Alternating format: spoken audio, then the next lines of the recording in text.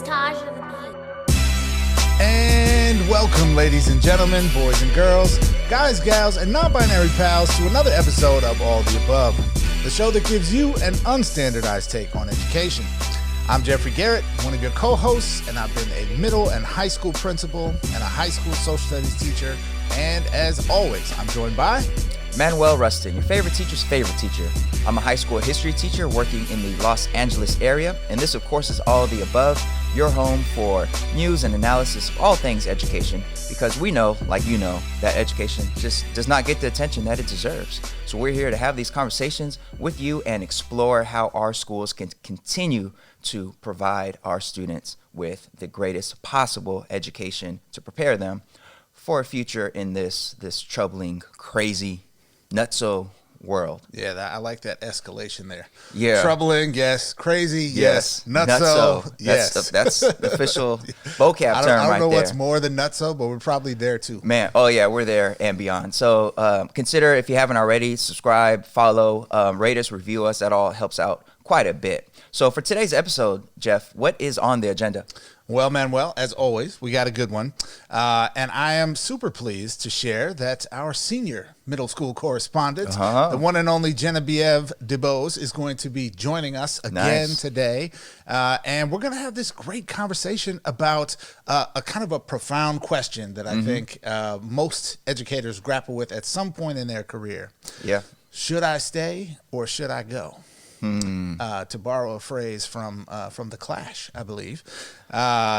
We are going to be talking about that moment, that decision point that people face oftentimes in their careers. Should I stay in the classroom? Should I move to a role outside of the classroom? Right. What kind of the pros and cons and the decision-making process is around answering that question for oneself. And we will do so with a group of people who includes a teacher. Indeed. A coach in Geneviève. Indeed. And, of course, someone who became an administrator and now works with administrators, at the district level. So should be a good one. So what you're saying is you left the classroom, you left those students behind. I believe the term you're looking for is sold out. Yes, sold out. Yes. I'm glad you said it. To the man. Indeed. Yes. Excellent. Can't wait for this discussion. I know everyone listening, especially anyone who's a current classroom teacher or whoever worked as a classroom teacher, has had that moment of thinking about like stepping away and all that comes with that decision. Our next full episode coming up is going to be about supporting LGBTQ youth and LGBTQ issues within our American school system. And we'll bring in some guests who have expertise in that arena. So, of course, we're family over here at All the Above, and we would love to hear from you for this upcoming episode. So if you want, you can send us a message on Twitter or email us or leave a comment under this video with what your perspective is about supporting LGBTQ youth in our schools and in our school system. And if you want, you could consider sending us a voice memo or a quick recording, and maybe we'll include that in our next episode so we can hear multiple voices in that. So you could email that to us at allaboveshow@gmail.com, or maybe direct message us on Twitter. I don't know if Twitter allows for sending of media files, but we could find out. But in any case, our email is there, allaboveshow@gmail.com. And again, we'd love to hear from you for that upcoming episode. But first, for right now, it's time for our headlines in our Do Now segment. Stay tuned.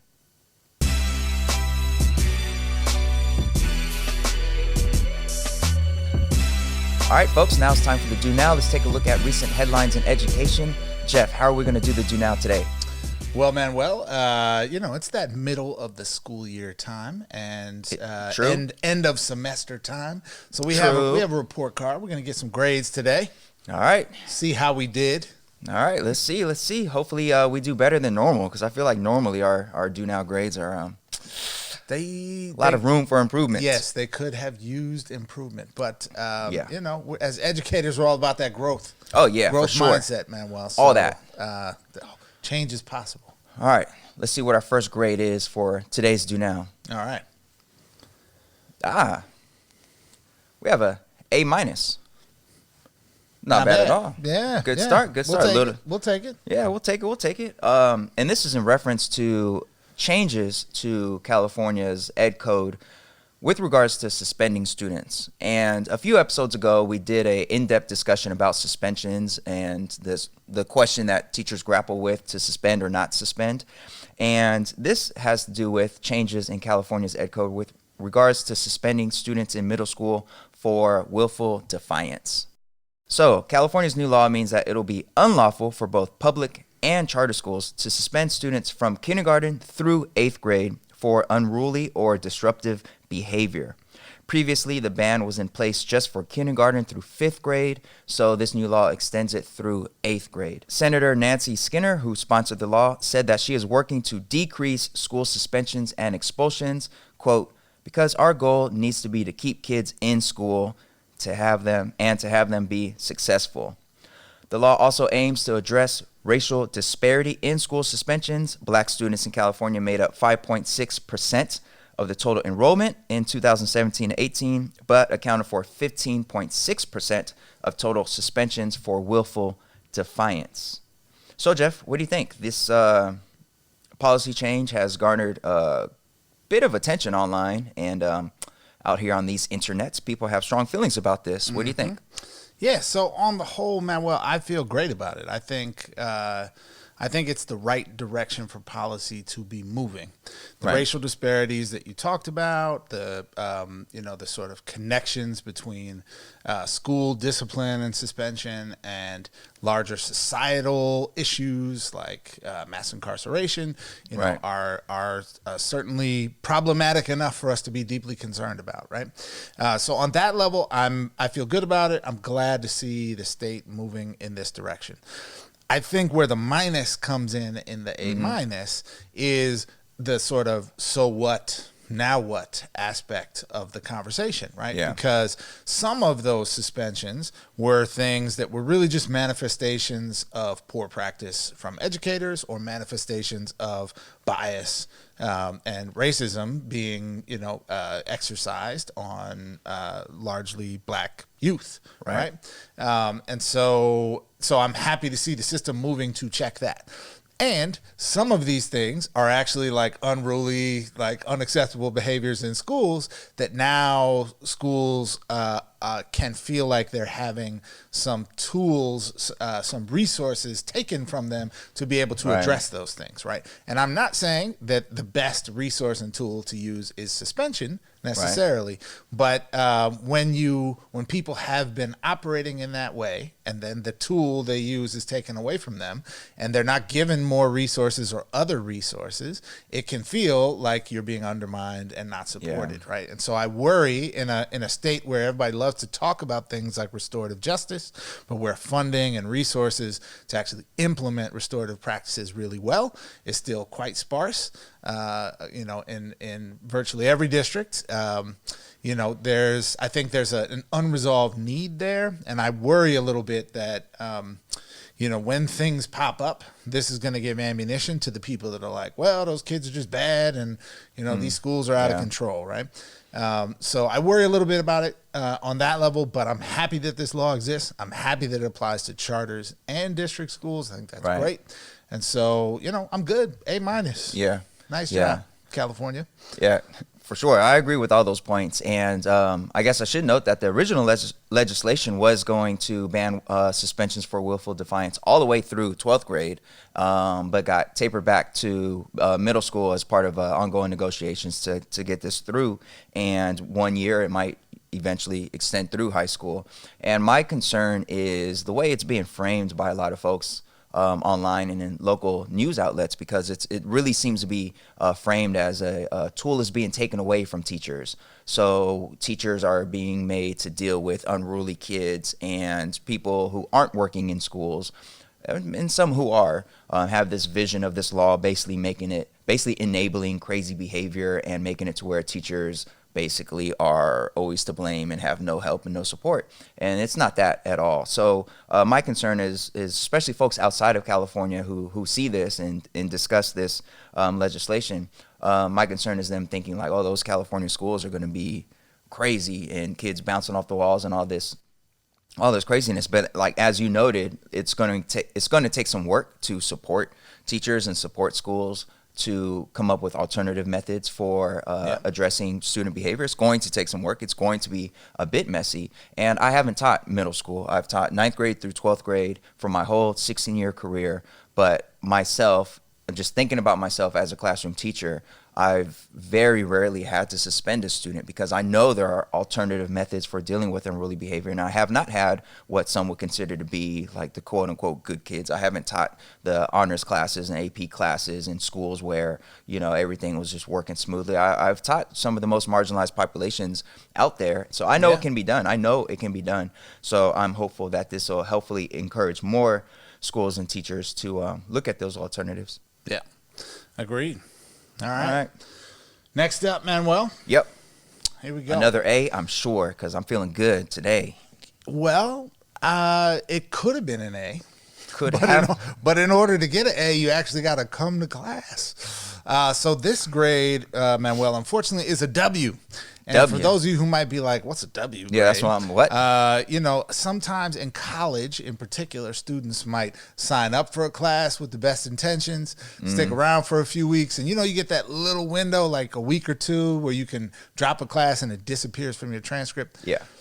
But then if you stick around past that window and you still drop a class, but you don't finish it to get the grade, it still stays on your transcript and you get that W. So this grade for America is a W, and I'll explain what that means. So a recent piece in NPR by Alyssa Nadworny notes that in the fall of 2019, overall post-secondary enrollment of American students in colleges, in all of our colleges, private, public, 4-year, 2-year, for-profit, nonprofit, etc. In all of them, it decreased 1.3%, which is more than 231,000 students from the previous fall.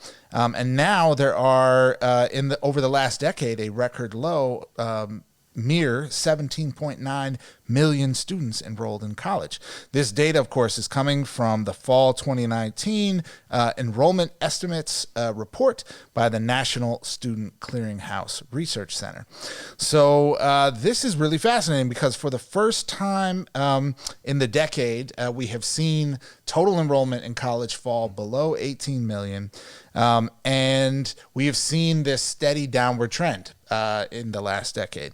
Now, there's a lot of factors for this that folks are calling out, things like demographic changes and costs of attendance and student debt and various things. But overall, in an era where high schools are doing more and more, and really all schools, K-12, are doing more and more and more to kind of promote college attendance. We've even done an episode a couple of years ago about, you know, college for all and what that means. We're actually seeing a drop in the number of students going to college. Now, not necessarily a drop in the percentage of students going to college, and then we're seeing an increase in the percentage of students actually graduating from college, but the overall number is declining. So, Manuel, help us make sense of this. Yeah, I mean, I was really surprised by this. I had no notion at all that numbers were going down in terms of in college enrollment. No notion of that at all, because as a high school teacher, like, all the focus and emphasis is on preparing students for success in college and college being a possibility for them. I happen to teach at a school that's a early college magnet, so everything is college themed.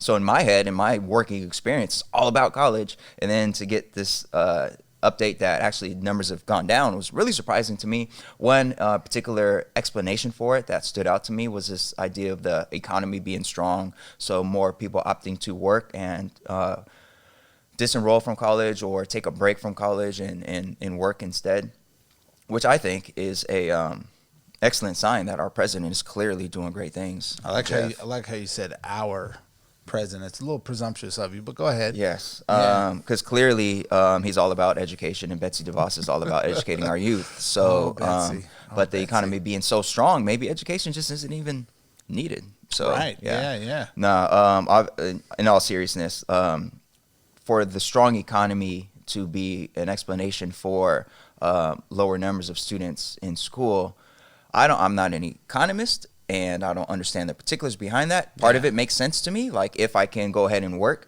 But also, to me, the other part of it is the fact that folks are having to work 2 and 3 jobs to support themselves. So yeah, employment is high, but the amount that people are actually getting paid, wages have not increased to the level that they need to increase. So maybe it's not so much, oh, the economy's doing great, I don't need to be in school this semester, I'm going to go ahead and work. Maybe it's more student debt is out of control, I need to work 2 or 3 jobs to help my family pay this rent, I don't have time for school. Yeah. So I'm glad you called that out. I am going to agree with you on this. I'm calling BS on the good economy is the driving factor of this. Now, of course, I am not a psychometrician, a statistician. Right. I have not done the regression Big words, analysis Chef. Big words. to prove that this is true. Right.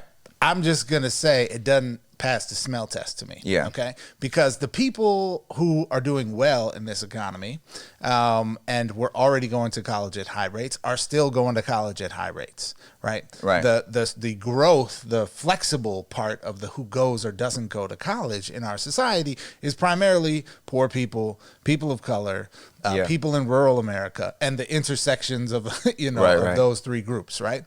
And so this idea that unemployment is low, it's only at 3.5% right now, and that's why folks ain't going to college. Record low for African Americans. Yeah, thank you, Donald.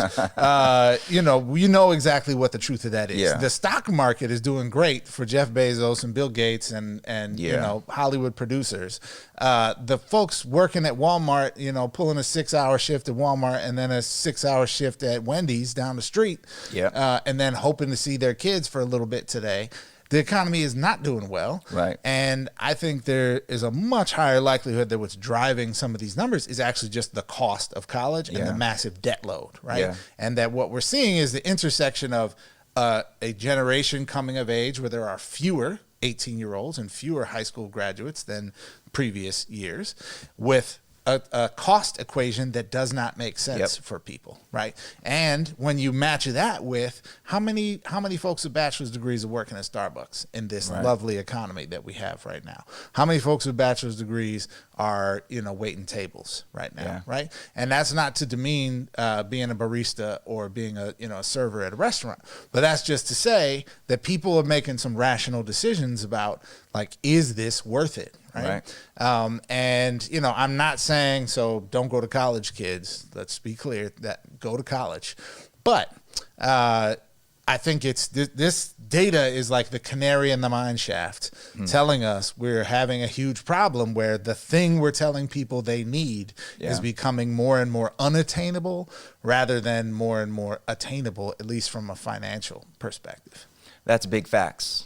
And we love facts here on All the Above. We do love facts. I will just add, as a high school teacher, most of my students are seniors, and over the course of my career, I definitely have seen an uptick in students' concern and fear over trying to pay for college. So I've always had students who are concerned, like, they can't afford college and all that, but the student loan crisis is definitely increased that sense of, like, I just can't do it, and I don't want all this debt that I keep hearing about. So yeah, I agree with you. It's not the focus shouldn't be on the unemployment percentage. It's more about, like you said, all the other factors about having to work 2 or 3 jobs and barely make it. So yeah, all right. So that's a W. Yep. We started with an A. Grade. Let's finish this strong. We have an A. We have an A. We have an A. All right. I love it. I don't know how 2 A's and a W calculate GPA wise, but I'll take it. All right, so this A is in reference to a very large school district in California going ahead and moving in the direction of including ethnic studies as a graduation requirement for earning a diploma. Love it. So 5 districts in California currently require ethnic studies as a high school graduation requirement, and that number is quickly rising, with Elk Grove Unified School District, the state's 5th largest district, which is looking to become the next district to require ethnic studies. Elk Grove Unified has long had a issue with racial tensions. I myself, full disclosure, was a student at Elk Grove Unified. I graduated from high school in Elk Grove Unified, and Elk Grove Unified spans a pretty wide area, including heavily marginalized neighborhood that is predominantly black and brown, all the way through suburbs to rural areas that are predominantly white. And racial tension has long been an issue within that. A few years ago, 2017, a African-American high school senior at Pleasant Grove High School shared her experiences of being screamed the N-word from a car full of white students, and that video went viral, and that was said to be a pretty common occurrence. And that same year, there's a Snapchat video made by a student in Elk Grove Unified who was disparaging black students. So there's been this tension in this district for quite a while. So it seems that now more than ever, a discipline such as ethnic studies is more important than ever. And this coalition of educators and activists are looking to push Elk Grove into this direction of requiring ethnic studies as a graduation requirement. Its neighboring school district, Sacramento City Unified School District, has already done that. Jeff, what do you think about the growth of ethnic studies as a high school graduation requirement? I love it. I absolutely love it. I think it was our second episode ever. I might be wrong about this. It was 2 or 3. Yeah. So one of our very first episodes, we talked a lot about issues of ethnic studies, and I think it's high time we actually bring that topic back for some deeper discussion once again, because in that window of time, the notion of ethnic studies as sort of claiming its like rightful place as a core part of a curriculum, that conversation has advanced tremendously in these last few years, right? To the point that we have the state considering, adopting this as a graduation requirement across the board, right? So fascinating topic. I'm a huge proponent of this. I'll be frank about my bias in this equation, of course, as a social studies teacher. I just have an affinity for a field like ethnic studies, but also some of the very best of the best teachers that I have met are folks who teach ethnic studies, right? And the kind of intersectional discussions that take place in that kind of curriculum. They talk about race, gender, class, religion, power, privilege, are so engaging for students, right? And this is particularly in the high school context, I think, right? But like, get kids at this developmental point in time where they're trying to make sense of the world. They're trying to both value and bring into life, the culture that they've been reared in. They're trying to make sense of how, this world that you're told is all fair and happy and good isn't exactly fair and happy and good. It's not. Wow. They're pushing back against their parents and trying to develop their own identity.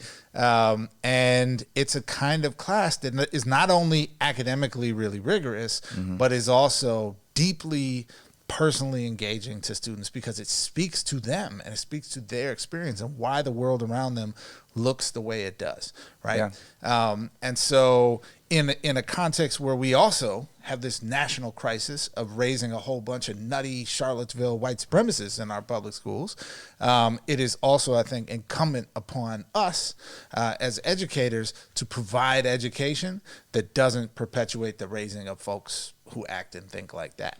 Yeah, absolutely. I agree with all that. And the article where we pulled this from the Sacramento Bee, shout out Sacramento, notes that Sacramento City Unified School District, which recently implemented ethnic studies as a graduation requirement, they conducted an internal study, and so far, it's early stages of that study, but so far it's looking like students who took ethnic studies classes in the initial piloting of this in that district felt an unprecedented sense of belonging to school and a desire to learn about their classmates and their communities, which I find to be one of the, underrated aspects of ethnic studies for folks who aren't familiar, because, folks will think, well, why does my student have to learn about all these other cultures? My kid's not racist, I'm not racist. And ethnic studies is particularly important for those communities that think that race isn't a thing and racism isn't a thing, and learning about the importance of other people's experiences, but also how different systems of power and privilege have come into play to shape this American fabric that we have. So ethnic studies is in my personal opinion, particularly important for white identifying students and families. Yep.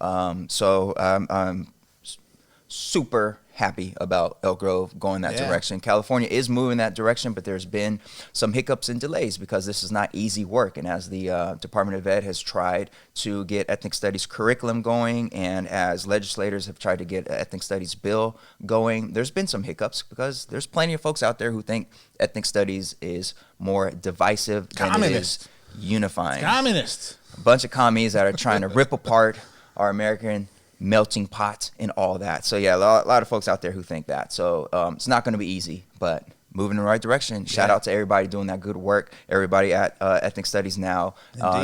Indeed. All right, Jeff.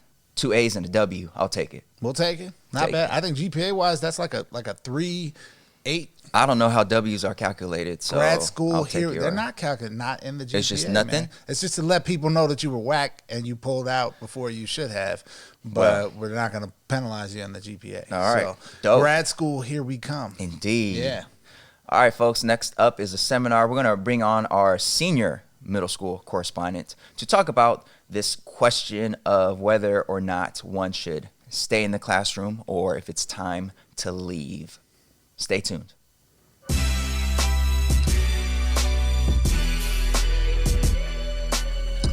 All right, folks, welcome to today's seminar. And as we told you, we have a good one for you today. Yep. We have back with us, after a short hiatus, our one and only senior middle school correspondent. Because who wants to be just a regular middle school correspondent? That's right. Nobody. The one and only Geneviève DeBose Akinnagbe is back. And we're gonna get into it today. We got a good discussion for folks. Borrowing some words from the Clash. Should I stay or should I go? No. Yeah. And if we could sing, we would sing. She could sing, so maybe she will. Maybe later. But yeah, I think everyone who's been a teacher has probably experienced that feeling at some point in their career of, should I stay in the classroom or should I move on to something else? And sometimes that's about fit with the profession. But I think what we're going to talk a bit more about today is really the kind of pull and push and pros and cons of answering that question when you're thinking about moving into another role. Right. So taking on, for example, responsibilities of coaching or leadership responsibilities or moving into administration. And, oftentimes people in their profession, you develop new interests and you want to move on. And ours is a profession where it's hard to straddle. Right? You're either a teacher or you're not a teacher. There's not very much space to kind of be both and. And so, to answer this question, we are also in this really fascinating time in our society where we are experiencing pretty much nationwide teacher shortages, right? Yeah. The job is as tough and complex and challenging as it's ever been. And that is leading to its own questions around sustainability and longevity for folks. If you want to expand your earning potential, usually positions out of the classroom pay more than positions in the classroom, or at least start at a higher level than classroom teaching does. And yet teaching is the core work of education, right? It's where you're closest to the kids. It's where you can have the most direct impact on the young people we're trying to serve. So it's a big, meaty question. And to start us off, I'm going to ask Geneviève first to tell us, a little bit about just your personal story of why you're in the role you're in as a middle school literacy coach. Yeah, well, I am currently a middle school literacy coach, as you said, here in Los Angeles. And when I moved back to Los Angeles from New York, that was not my intention, right? My intention in New York, I was in a teacher leadership role, so I was teaching and coaching together during the day, which was my dream job. And when I came to Los Angeles, I wanted to teach. But unfortunately, LA Unified doesn't have any of the same teacher leadership roles that existed in the New York City Department of Ed. And so I was like, oh, I've got this opportunity. I've been learning these new skills. I want to continue to develop them. But that wasn't available for me through the district. And also when I looked at what I would get paid as a LA Unified teacher coming from New York, I was going to take a really huge pay cut. LA Unified would only recognize some of my years of experience. They wouldn't recognize all of them, which meant I would be lower on the salary scale. So it was a lot of kind of those types of things that led me to a friend let me know that there was a coaching position available. And she was like, I think you've got experience in this. You should apply. And that's the role that I'm in now, which is being based at a middle school, which I love, supporting teachers, English teachers, history teachers, science teachers to embed common literacy practices in their classes. And I've learned a ton and it's been great. But sadly, I do miss teaching and I miss having that direct impact with students. And so I work to connect with kids as much as I can through book clubs or other activities at lunch. But it's different, and it's satisfying, but it's maybe not as satisfying as I felt when I was directly teaching in the classroom. Yeah. So that's my story. Okay. Manuel, your story.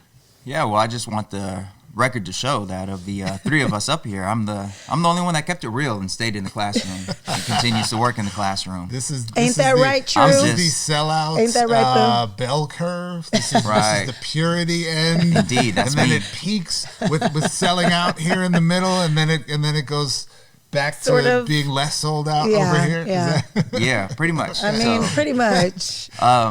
So I love the classroom just like, Geneviève loved the classroom and I didn't have to make that decision in terms of moving and being in an area where I was going to have to take this pay cut or look for something. So I haven't had that decision to make. But I have had the constant pressure to do something beyond, quote unquote, just teaching and just being in the classroom. Mm-hmm. And for me personally, like, I love the classroom. I'm sure everyone who has left the classroom but stayed in education also loved the classroom and really had to grapple with that. Like, I really enjoy the interactions with kids and I enjoy this and I enjoy that, but for all the reasons you mentioned before in terms of salary, in terms of trying to have a role beyond your classroom, there's that pressure to move on and move away. So I've been grappling with that my whole career pretty much. As a first year teacher, my principal at the time early on was telling me, like, I see you as an administrator one day. I want you to shadow some principals, and like early on was trying to put me on that track to leave the classroom and be an administrator, and then who knows what from there. So that's been a constant, I guess, challenge or a bit of pressure throughout my career. But I just really love the classroom, and even though I really want to have a bigger voice in education and advocacy and policy change and all that, I've been trying to find ways to do that without having to leave the classroom, because I think the traditional notion is if you're going to have a voice in policy, if you are going to advocate for students above and beyond those who are in your four walls, you need to leave the classroom, and there's these roles in this type of work and that type of work. But I've been trying to find ways to do some of that, but also stay in the classroom. So right now I feel like I'm a 1 foot in, 1 foot out type of mentality in terms of my work in education. So my main foot is in the classroom because that's where I draw my strength and energy and inspiration from. The students are the ones who keep me energized about education. But then my other foot is in different arenas of trying to influence policy. So I've been fortunate to find a way to be or have my voice heard at the Department of Education in California by being a commissioner on the Instructional Quality Commission, and we do direct policy work with regards to standards and frameworks and resources that affect all California schools. And I've been doing some advocacy work with Ed Trust West as part of a advisory council, and that's given me a chance to work with folks who currently work like in the state capitol or speak to the folks in the state capitol about California policy and change. So yeah, it's just been a constant trying to stay in the classroom, but also find creative ways to have my voice heard beyond the classroom. Yeah. Yeah, I think for me, maybe what's distinct relative to the two of you is, I entered the profession really thinking I wanted to be a principal. Like that was my first inspiration to become an educator. And so partially for that reason, but also I think, just in general, I tend to think of framing of the like, should I stay or should I go, as not actually being about an issue of like selling out, right? Like I think it's we need good principals and we need good coaches and we need good district administrators. And the fact that we don't have enough of some of those positions is part of the reason why the job of being a teacher or the job of being a principal can be so difficult sometimes. And so, so to me, it was never actually that question that I kind of grappled with, but more one that was about like, is it the right time, right? Is now the right time for me to move or not? And I think it is vitally important for people who step into leadership roles to really know the craft, right? To really know what good instruction is and looks like, to really understand, what it means and what the work is of helping to create positive culture in a classroom and those sorts of things. And so, for me, I was in the classroom, now at this point for like only a quarter of my career.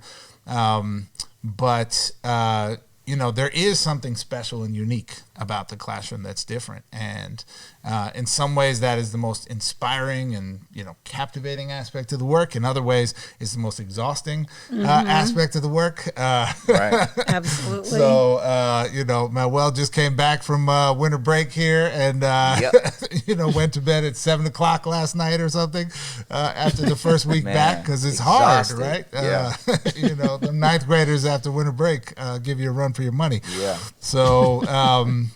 So, interesting, I think, trajectories and spectrum of trajectories for all of us on the panel here. I would love to get your thoughts. I think there are some structural aspects to our profession, to being a teacher and to being an educator, that make it hard to do specifically, Manuel, what you described. Right. And I know, Geneviève, I'm sure you can talk a lot about this as well. But if you are a teacher and you want to spread your wings and get involved in leadership opportunities and join, commissions or serve in different roles, in a lot of districts, there's not actually a teaching role that facilitates that, right? So you're either giving up your personal time or you need to get a substitute, and that has its own challenges, right? Budgetary and logistically. So if you want a promotion, you got to leave teaching, right? Because there aren't really promotions within teaching. If you, if you want to make more money, sometimes the fastest way to do that is leave the classroom. So I would love to hear your thoughts about like both your experience grappling with that and, like maybe how we can do this a little bit better. Geneviève, why don't we start with you? Yeah, I've got so many thoughts on that. I think one of my biggest struggles with teaching is I adore teaching. It's my happiest place. And I often tell people I love teaching and I hate teaching because I love it for all the reasons, right? Our students, the impact you have, the joy it actually brings me, the engagement, the way that you can have this powerful direct impact on changing someone's life, right? And then I hate it because of all of the work that you need to do outside of the classroom, right? Like teaching does not have anyone who thinks that teaching is from 8 to 3 clearly doesn't know teachers. And there's no other job I've had, and all of my career has been in education, but I've been fortunate to do some policy work and also, work like as a coach, but no other role I've had, I had to take home as much as I took home as a teacher. And so for me, those are some of the things that really push people, I think, out of the classroom because people can't have that work-life balance. Or if you do have to just say, you know what, I'm not going to bring home as much, it impacts your teaching, right? And what you do with students. And so I really wish for our profession that there were, a number of changes, but one where there's more opportunity for teachers to, this sounds weird, but spend less time with students during the day so that they can do the work of analyzing student work, working with their colleagues to plan, looking at how they're actually going to deliver instruction and practicing. Teachers don't have that time during the day because, like Manuel, you probably teach 5 classes a day, and then you have 30-minute lunch and maybe 45 minutes. 30 minutes? 30, I wish. Okay, maybe not even 30 minutes. Luxurious. Dang, sorry. Well, a short lunch period, and then maybe one period to do everything else you need to do, which is impossible, right? And so how do we create a structure where teachers actually have more time during the day to do the work of teaching? Because that would, I think, make the profession so much more sustainable, right? Because you wouldn't have to sacrifice your own time and time with your family and time to really develop yourself at the expense of your kids. So that's one thing I think about. I have other thoughts, but I'm curious to hear what Manuel thinks. Yeah, I mean, it's just incredibly challenging because of all the reasons that you just mentioned. And, myself, I'm thinking about as a classroom teacher, and one particular person that I look up to as a sort of mentor in education was really pushing me to leave the classroom for reasons of having a broader influence. And basically the message that they had for me was that you can't just think that you're the only one who can do this work in the classroom with these students. You can't think of it in terms of you're leaving these students and what's going to happen, because there's plenty of other talented teachers, and your voice could be so much more impactful outside the classroom and have a bigger influence on entire school or entire district or entire state. And how the saying goes. But this person also told me later in a separate conversation about how they had to invent the position that they wanted in their particular area of work, because they wanted to do some of this and some of that and some of this, and such a position didn't exist. So they kind of put together a proposal for their local board and made it happen. And in my head, I'm like, well, why can't I do that? So which is what I've been trying to do. But it's incredibly challenging because, of course, you're thinking about how much time you have in a day to do all these different things. But also, Jeff, like you mentioned, sub days, depending on what you're involved in, your district might not support that, and that's days that come out of your own personal allocation of days for substitute teachers and all of that. But I've had to just juggle, and for me it's just a constant juggling, and it's not something that I think I would recommend to really anybody out there, because it's very difficult. But it's my passion, and I'm willing to do that, and I don't think it's something that I'd be able to do if, for example, I had kids at home that had to pick up after school and take their little league and all these things that so many teachers have to do. Thankfully, in terms of income, like Jeff, you mentioned, you usually, to get paid more, you have to leave the classroom for those positions.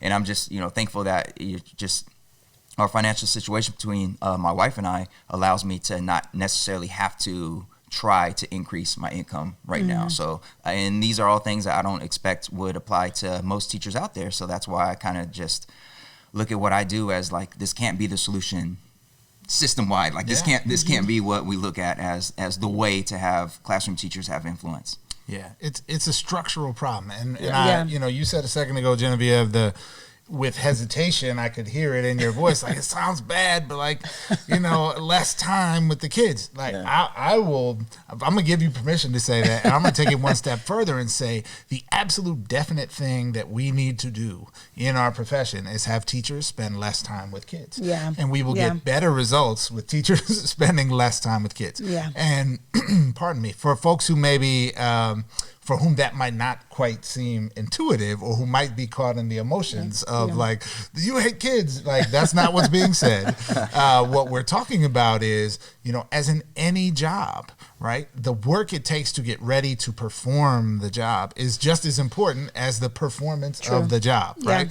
So, football players I go to all the time, as a former football player, they spend basically 6 days a week practicing and getting ready for 1 3-hour performance, for which most of them are only on the field for half of the time, right? So when you think about that and you compare it to a teacher who is on stage performing for 5, or the average teacher in America is in a classroom or some kind of supervisory duty with students for 5 to 5.5 hours a day, right? Which is 2 to 2.5 hours longer than many of our international peers who, are often touted the Finlands of the world that get, great results on all the international assessments. Their teachers spend less time with kids, right? And teachers' professional responsibility includes, right, during the day, the work of getting good and staying good at your craft, right? Or taking on coaching or other leadership responsibilities. And so we even have models for this from around the world that, as different as they may be, we might really want to think about. And I also think here we have amazing people at this table. Absolutely. And as a profession, we shouldn't want Manuel Rustin to leave the classroom, right? If you do, that's great. Wonderful, right? Wherever you go, we'll have the benefit of having you. We shouldn't want Geneviève to leave the classroom. We should want our top talent to stay. I think the way many other professions, are structured, right? Incentives are in place for top talent to stay, but also to grow, and also to spread their wings a bit. And that I want to give a shout out when we were talking about structure, right? And like the systems that it takes to make this happen. I have a shout out for the New York City Department of Education and the United Federation of Teachers in New York City, because they work together to craft 3 very specific teacher leader roles that I was part of when that support teachers in growing professionally and not leaving the classroom. And so they have these 3 roles that are a model teacher, where you can open up your classroom as a way for people to see practice in action. And it has a little bit of a less, time commitment. So you get an additional $7,500 added onto your salary if you're a model teacher. And then the role that I was in was a peer collaborative teacher, which was my dream job, essentially. I taught half the day my 7th grade English students, and the other half of the day I got to coach teachers. I got to support the professional learning of teachers at our school site with a team of colleagues, and it was phenomenal. And it was something that, had I not moved, that role would have sustained me in staying in the classroom much longer, because it also then gave me time. They were actively thinking about my professional development. So I was meeting with other peer collaborative teachers from across the district, and it wasn't like I had to have a sub to, the guilt of a sub and the work of preparing for a sub. I didn't have to worry about that, because half of my day was about that professional learning. And so structures like that really make it possible for teachers to, to stay in the profession and then to grow. And I was so saddened when I came to LA and recognized that doesn't exist here.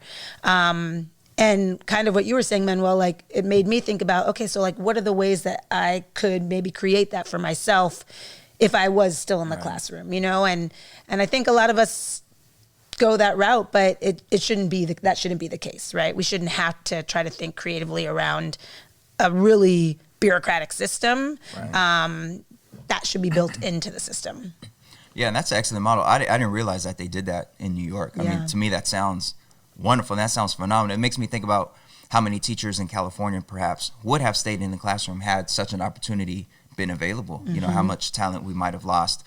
Not lost, of course, because they're doing excellent work in other areas of education, but how many folks exited the classroom because such a position wasn't available. And if anybody's watching or listening who's currently in the classroom, and I'm sure they've grappled with this themselves, part of it is also just the emotional component, that guilt of being so close to students, having worked with them so closely for so long, and just do I really want to leave this and walk away and then, basically be dealing with adults all day instead of dealing with the students. I think that's those damn adults. I know, man. We bring a lot. We bring a lot of energy, man. So so there's so many components to this in terms of the compensation, in terms of structure, in terms of just the emotional component. I came into teaching because I wanted to interact with, I wanted to inspire the youth and change the world in that way, and then making that decision of leaving. There's so much going on at the same time. And then you add the added component of simply just burnout of how hard it is to teach. And a lot of folks consider leaving the profession not because necessarily they want to have greater influence, but because it's just too much and they just can't sustain that for too long. So I think, in answering our big question, right, should I stay or should I go? We've spent a lot of the conversation talking about reasons to stay and ways to stay and how maybe our profession doesn't support that enough. But I am curious as kind of our final question here, should I go, right? And what are the benefits of taking, steps outside of the classroom? Just kidding. What are the benefits of doing that work with those damn adults that Manuel talked about? And I'm curious to hear from both of you, what benefits has it brought to you professionally, and maybe even in what ways has it impacted and informed or improved your classroom practice by having those experiences that are either formally, stepping as a coach or more in the entrepreneurial sense of taking on, leadership roles. How have those things benefited you, and how might other teachers benefit from similar things? Yeah. Well, I have kind of two thoughts around this. One is, as a coach, I have the time to do my work at work, which allows me, I've done so much professional reading and really expanded my knowledge around coaching and strong instruction. I would not have that time as a teacher. And so that allows me, when I'm coaching teachers, at my school site, to really be well-versed in what I'm talking about, right? And what I'm proposing. And so the professional learning and the professional reading that I've had the time and space to do has been a huge benefit, which obviously impacts teachers and impacts kids. But also I'm part of a network of coaches at my school and through my organization. That also gives me, I know teachers we're in networks, right? Because you're at a school site with other teachers, but you're often just with your kids most of the time, right? There aren't the structures that are set up to learn from each other. But as a coach, I've found in my coaching role in New York and here in LA, those structures have been set up where they're bringing coaches together to talk about our craft, to get better, to watch each other in action, to watch video, that kind of stuff. So I feel like my professional growth has been much faster as a coach than it was as a teacher because I wasn't getting that kind of feedback. There weren't those structures in place as a teacher. And then the other thing that I think about is one of my former mentors who has since passed away, but Ron Thorpe, who was the president of the National Board for Professional Teaching Standards, I worked at the National Board for a couple of years, and one thing that he really pushed was he was like, wow, there are lots of National Board certified teachers who work at the National Board, but we were really talking about how this should be a rotating group of teachers, right? Give a teacher a space to come and work in national policy for 2 years before they go back to the classroom. And any of the times where I've gotten to work at the U.S. Department of Education as a teaching ambassador fellow or at the National Board, those have been these kind of breaks from the classroom that have sustained me and that have taught me about the larger education landscape and how policies are made and wow, how valuable it is. Manuel, I'm so glad that you're on those committees because teachers need to be on those committees, right? And I feel like teachers should make up the bulk of those committees and people who are making those decisions. So that's been another benefit of leaving, is that I've really broadened my perspective and my knowledge, that then when I return to the classroom and return to my school site, those are things that I can share and expose other teachers to. And I've had other teachers who have applied to those same fellowships and things because they learned about it through me and my experience and were interested as well. So yeah, the learning I think has been the biggest benefit. Yeah, so I agree. There's a ton of benefits that come with sort of expanding your role outside the classroom and definitely working with others. For myself, some of the benefits I've had in terms of being involved in the Instructional Quality Commission and being involved in the Educator Advisory Council. So, we just in our Do Now spoke about ethnic studies as one of our headlines. And I'm on the Instructional Quality Commission. We're the ones who basically monitor the development of the ethnic studies model curriculum, and we're the ones who have the legislative authority to vote on moving that forward to the State Board of Education and getting it hopefully approved at some point. So I feel like just right there, like having my voice actually not just heard, but having a vote and having a role in it just makes me feel like, wow, like this is awesome that a classroom teacher who works with students all day can be part of this conversation and, you know, not just a marginal role, but actually like have some kind of some direct influence in terms of the movement of it. And we also spoke recently about, what was the other story? We did ethnic studies, and then we had the story about suspension policy. So that legislation that just passed or just went into effect regarding willful defiance for middle schoolers, you know, that original legislation was all the way through high school, and I'm on the Educator Advisory Council for Ed Trust West, and they are one of the organizations that sponsored the original bill, and they reached out to us on the advisory council for our thoughts on whether or not they should continue to support it without the secondary component, without the high school part of there. And, you know, I was able to talk directly to somebody at Ed Trust West on my thoughts about whether or not they should still support them. So I just feel like those sorts of experiences are experiences that I think a lot of teachers would love to have, but they don't, because either they don't know about these commissions or these councils, or it's just difficult to do that and still be in the classroom. So for myself, the classroom, you know, obviously becomes such a bubble when you're so focused on the students that you have right there. So these type of conversations I've been able to have helped me widen my perspective, especially with regards to the fact that not every school is like mine. So we're talking about policy and change across California, and there's plenty of rural schools, plenty of super high achieving privileged schools, and it just helps broaden my perspective about how these changes also impact them. So yeah, big benefits to leaving or to being involved outside the classroom, but I ain't leaving the classroom altogether personally. Right on.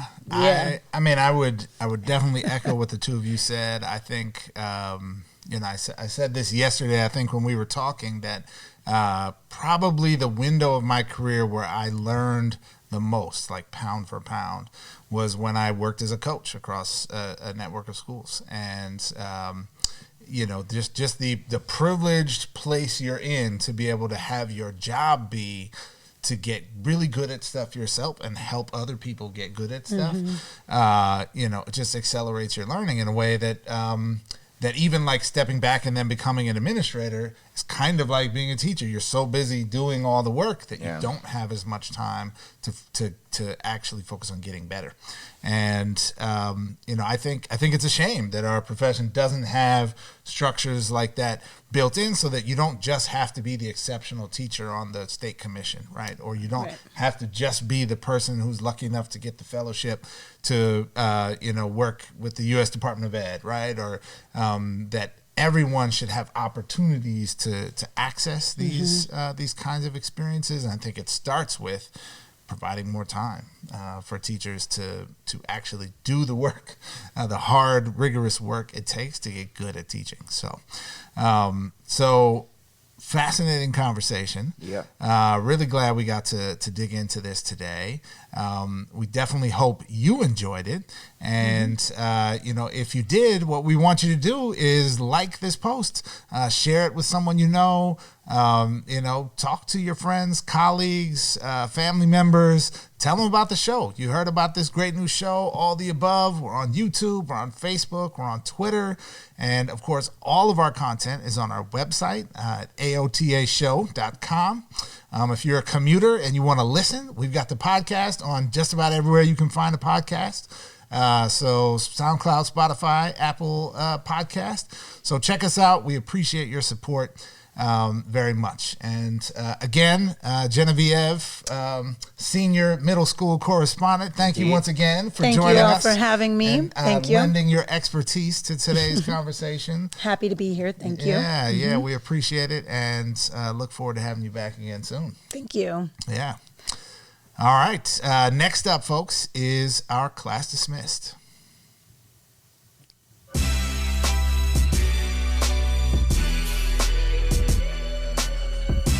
All right, folks, now it's time for class dismissed. Jeff, who are we shouting out today? Well, today I am proud and privileged to shout out, I believe it's 211 to be exact, of some of the most incredible, amazing, talented, dedicated, transformational, hardworking educators in the entire city of Los Angeles that I personally had the privilege of working with every day. And these are the folks on the instructional leadership teams at the 18 Partnership for Los Angeles schools within the larger LA Unified School District. That was a mouthful. But it's a network of schools in LA that are just doing some incredible work to help transform schools that, historically at least were among some of the lower performing schools in the district, in communities that have been long underserved, and are working really hard to make sure that all of our students get the high quality education that they deserve. And on January 9th, these 211 amazing folks gathered for a full day conference where all the leadership teams get together, look at data from the middle of the year, and really do some strategizing and action planning on how we're going to launch the second half of the year well, and how we're going to help every single one of our babies, reach their goals and get to where they need to get to for the year, and getting them on track and ready to succeed and go to and through college. And so it was just such an inspiring event for me to be a part of and be at, and to see folks who are coming in on their vacation, right? Could have been chilling, right? But are like, it matters. I'm here. Let's do this as a team, and let's do what's right for the students. So much love, much respect to all of the attendees at the Partnerships Winter Institute, and shout out to you. That sounds wonderful. 211? 211. So that means we should have roughly 211 dope educators listening to all of the above right now, or watching. Because I'm sure you shouted out our show, because if they're dope, and this is, all of our listeners are dope, it sounds like they should be among our listeners. Let me put it this way. Many of them are. Because they've come to me and say, hey, I see the show. Nice. But we'll try to get that number up. We'll try to get all 211. And folks, we appreciate you listening or watching. And if you wouldn't mind sharing this with one other person that you know who is interested in issues around our schools, and who isn't, because schooling is such an important part of our American experience. If you wouldn't mind shooting them the link, or recommending this to them, we would greatly appreciate that. Indeed. For sure. All right, so that about does it for today's episode. Again, our next episode, we're going to have some folks here discussing LGBTQ issues around our schools. So we would love to hear from you. So consider emailing us or messaging us, either your comments or short video or voice memo, whatever, to about your thoughts and experiences around LGBTQ issues in our schools. We'd love to hear from you guys, and maybe include some of that in our next episode. So yeah. All right. That about does it. Thanks for listening. We'll check you next time.